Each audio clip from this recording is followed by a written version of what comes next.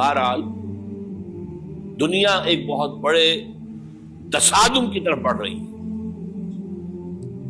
اب میں اس سے اگلی بات جو کہنا چاہتا ہوں اس کے لیے پہلے سے معذرت کروں. خوشخبری میں نے دی ہے تو بدخبری بھی مجھے دی.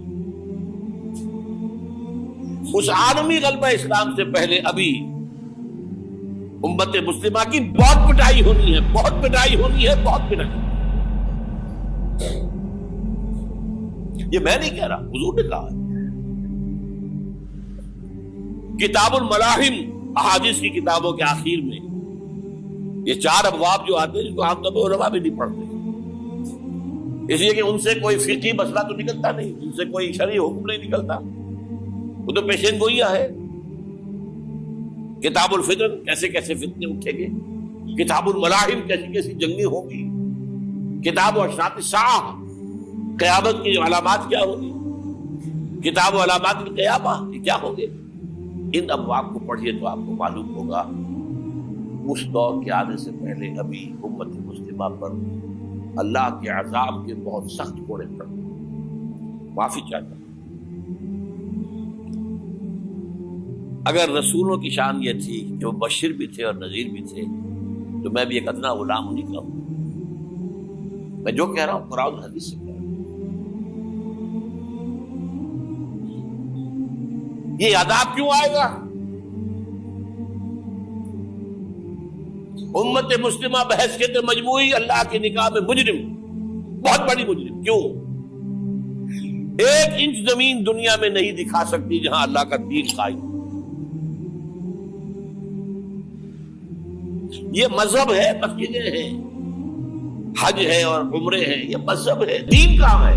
اللہ کا نظام کہاں ہے؟ دین حق کہاں ہے؟ وہ نظام عدل کہاں ہے؟ وہ نظام سیاست کہاں ہے؟ وہ قانون شریعت کہاں ہے؟ آپ کی ساری معیشت سود کے اوپر ہے، اور سود سے زیادہ بڑا گھناؤنا جرم کوئی نہیں، سود سے زیادہ بڑا گھناؤنا گناہ کوئی نہیں، جس کے بارے میں حضور نے فرمایا الربا 70 جزءا یحوما. 2 حدیثیں ہیں. ربا کے 70 حصے ہیں یا 70 گناہ ہیں. 70 گناہ ہیں جن میں چھوٹے بھی ہیں بڑے بھی ہیں. 70 گناہ. ایسا روحا ان میں سب سے چھوٹا اس کے مساوی ہے ان کہ الرجل امہ کہ کوئی شخص اپنی ماں سے زنا کرے. سنن ابی داؤد کی روایت ہے، سن لیجیے پڑھ لیجیے. سارا نظام آپ کا کہاں ہے؟ تجارت ہو تو اس پر ہے، زراعت ہو تو اس پر ہے. بیج لیا تھا تو سودی قرضے پہ لیا تھا، اس کے بعد جو اس کے لیے کھاد خریدی تھی سودی قرضے پہ خریدی تھی، پیسٹیسائڈ خریدے تھے سودی قرضے پہ خریدے تھے. اس کے بعد اگر کوئی ہارویسٹر لیا ہے، کوئی اور لیا، ٹریکٹر لیا تو سودی قرض. سود ہر دانے گندم میں سود ہے. کوئی شخص بچا ہوا نہ، میں بچا ہوا نہ بچے ہوا، کوئی بچا ہوا. سارا کاروبار، ساری صنعت و حرفت، ساری حکومت، پوری حکومت، پوری قوم سود کے اندر جکڑی. ایک ایک شخص. کہاں ہے اسلام؟ آپ میری بات سمجھ لیجئے. اسلام کے 2 حصے کر لیجئے. اسلام بطور مذہب، اسلام بطور دین. اور یہ تو آپ قرآن پڑھتے ہیں، پورے قرآن میں مذہب کا لفظ تو آیا ہی نہیں ہے. حدیث کے ذخیرے میں بھی میری امکان، میرے معلومات کے تک کہیں نہیں. یہ مذہب تو ہمارے یہاں استعمال ہوتا تھا فقہوں کے لیے. مذہب حنفی، مذہب مالکی، مذہب شافعی، مذہب حنبلی، اب ایک مذہب سلفی اہل حدیث حضرات کا ہو گیا ہے، مذہب ظاہری، مذہب جعفری. یہ فقہوں کے لیے تھا. مذہب کیا ہے؟ مذہب کا نام 3 چیزوں کا مجموعہ مذہب ہے. کچھ عقائد، کچھ عبادات، کچھ رسومات. بچہ پیدا ہوگا تو کیا کریں گے؟ عقیقہ کریں گے. کوئی فوت ہوگا تو کیا کریں گے؟ جنازہ پڑھائیں گے، کفن دفن کریں گے. شادی ہوگی تو کیا کریں گے؟ ایجاب و قبول ہوگا، ولیمہ ہوگا. یہ رسومات. دین یہ نہیں ہے. دین ہے اللہ کا دین، اللہ کا نظام، اللہ کا قانون. وَمَن لَّمْ يَحْكُم بِمَا أَنزَلَ اللَّهُ فَأُولَٰئِكَ هُمُ الْكَافِرُونَ. جو اللہ کی اتاری ہوئی شریعت کے مطابق فیصلے نہ کرے وہی تو کافر ہے. میں اور آپ کون ہیں؟ برا نہ مانیے. فیس دی فیکٹس. اور یہ فتویٰ کس کا ہے؟ اللہ کا ہے. وَمَن لَّمْ يَحْكُم بِمَا أَنزَلَ اللَّهُ فَأُولَٰئِكَ هُمُ الْكَافِرُونَ وَمَن لَّمْ يَحْكُم بِمَا أَنزَلَ اللَّهُ فَأُولَٰئِكَ هُمُ الظَّالِمُونَ وَمَن لَّمْ يَحْكُم بِمَا أَنزَلَ اللَّهُ فَأُولَٰئِكَ هُمُ الْفَاسِقُونَ. 3 فتوے ہیں اس مفتی اعظم کے جو ہماری اتاری ہوئی شریعت کے مطابق فیصلے نہیں کرتے. وہی تو کافر ہے, وہی تو مشرک ہے, وہی تو فاسق ناہنجار ہے, باغی. یہ ہے امت مسلمہ کا حال. اب میں یہاں آپ کو اختصار سے بیان کرتا ہوں حضور کا طریق انقلاب کیا تھا. اختصار تفصیل سے ان کتابوں میں دیکھیے. نمبر 1, دعوت ایمان بذریعہ قرآن. یتلو علیہم آیاتہ. آج جمعے میں نے اسی آیت پر تقریر کی. تلاوت آیات, قرآن پڑھ کے سناؤ, قرآن پڑھ کے سناؤ, قرآن پڑھ کے سناؤ. کہہ دو وہی تو ہے جس نے تم کو پیدا کیا اور تمہارے کان اور آنکھیں اور دل بنائے, مگر تم کم ہی احسان مانتے ہو. کہہ دو کہ وہی ہے جس نے تم کو زمین میں پھیلایا اور اسی کے روبرو تم جمع کیے جاؤ گے. کیا یہ کسی کے پیدا کیے بغیر ہی پیدا ہو گئے, یا یہ اپنے آپ کو خود پیدا کرنے والے ہیں, یا انہوں نے آسمانوں اور زمین کو پیدا کیا ہے؟ نہیں, بلکہ یہ یقین ہی نہیں رکھتے. تو کیا ہم پہلی بار پیدا کر کے تھک گئے؟ نہیں, بلکہ یہ اثر نو پیدا کرنے کے بارے میں شک میں پڑے ہوئے ہیں. اور ہم ہی نے انسان کو پیدا کیا ہے, اور جو خیالات اس کے دل میں گزرتے ہیں ہم ان کو جانتے ہیں, اور ہم تو رگ جان سے بھی زیادہ اس کے قریب ہیں. اور کافر انسان کہتا ہے کہ جب میں مر جاؤں گا تو کیا زندہ کر کے نکالا جاؤں گا؟ کیا ایسا انسان یاد نہیں کرتا کہ ہم نے اس کو پہلے بھی تو پیدا کیا تھا جبکہ وہ کچھ بھی چیز نہ تھا؟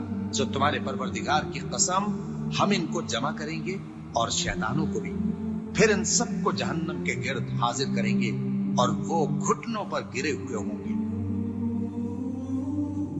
وہی زندہ کو مردے سے نکالتا ہے اور وہی مردے کو زندہ سے نکالتا ہے, اور وہی زمین کو اس کے مرنے کے بعد زندہ کرتا ہے, اور اسی طرح تم دوبارہ زمین میں سے نکالے جاؤ گے. اور اسی کی نشانیوں میں سے ہے کہ اس نے تمہیں مٹی سے پیدا کیا, پھر اب تم انسان ہو کر جا بجا پھیل رہے ہو. اس قرآن کے ذریعے سے دلوں میں ایمان پیدا ہو, یقین والا ایمان. دیکھیے, برا نہ مانے, مغالطے میں نہ رہیے. میرے اور آپ کے دلوں میں ایمان نہیں ہے, عقیدہ ہے. عقیدہ ہے, والدین سے ملا ہے. یقین والا ایمان کہاں ہے؟ اپنے گریبان میں جھانکیے, اللہ آپ کو توفیق دے. کیا مجھے واقعی یقین ہے کہ مجھے مرنے کے بعد جی اٹھنا ہے؟ کیا مجھے یہ واقعی یقین ہے کہ اصل زندگی آخرت کی زندگی ہے؟ کیا مجھے واقعی یقین ہے کہ قرآن اللہ کا کلام ہے؟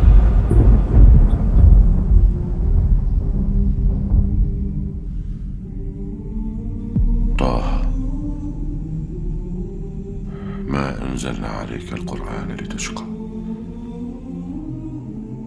إلا تذكرة لمن يخشى تنزيلا ممن خلق الأرض والسماوات العلى الرحمن على العرش استوى له ما في السماوات وما في الأرض وما بينهما وما تحت الثرى وأن تجهر بالقول فإنه يعلم السر وأخفى الله لا إله إلا هو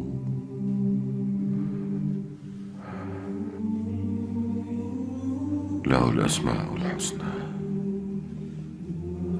ٹٹولی اپنے دلوں کو. اگر یقین ہوتا کہ اللہ کا کلام ہے تو آپ اس کو سمجھنے کے لیے عربی بھی نہ سیکھ سکتے. انگریزی آپ پڑھے, اور پڑھی آپ نے ایسی کہ انگریزوں کو پڑھا دے. کیا نہیں کیا, پی ایچ ڈیز کر رہے ہیں, کون کون سے فنون نہیں سیکھے, ڈاکٹر. اتنی عربی نہیں سیکھی تمہارا دعویٰ ہے کہ تمہارا یقین تھا میری کتاب پر، اللہ پوچھے گا تمہارا سلوک کیا تھا میری کتاب کے ساتھ؟ تم نے پڑھا اس کو، سمجھا اسے سمجھنے کے لیے عربی سیکھی؟ نہیں، تو تم جھوٹ بول رہے ہو، تمہارا کوئی ایمان نہیں تھا میری کتاب۔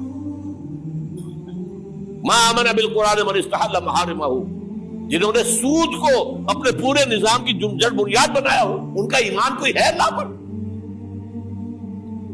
حضور فرماتے ہیں کہ جس شخص نے حرام کسی شے کو اپنے لیے حلال کر لیا اس کا کوئی ایمان نہیں۔